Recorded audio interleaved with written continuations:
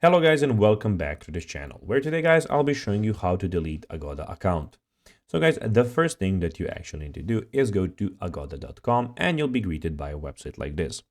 Now guys, when you're here, you just need to go and log into your profile. If you do not have one, you can always go and register to Agoda. But guys, if you do not know how to do this, you can always go to our YouTube channel where we have plenty of how to Agoda videos where you can also see how you can do this. Now guys, today we'll be showing you how to delete an Agoda account. But guys, first, let's see what we have in front of us.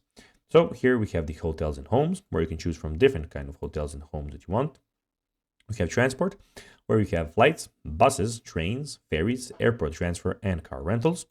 You also have coupons and details, where we have different kind of coupons and details that you can choose from on this account. It's new at the moment for Agoda. Also, you have the apartments, where you can choose from different apartments that you want. Also guys, in the top right corner, you can click on list your place if you want to list your place on this website and have it listed on the website. Also, we have these suggested languages where you can choose from a lot of different kind of languages on this channel, on this website. And you can see you can change the currency by clicking here and see which currencies you have.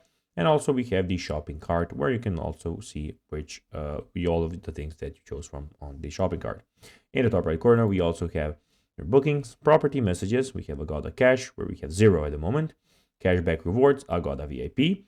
We have saved properties list. We have reviews, points max, profile, and sign out buttons.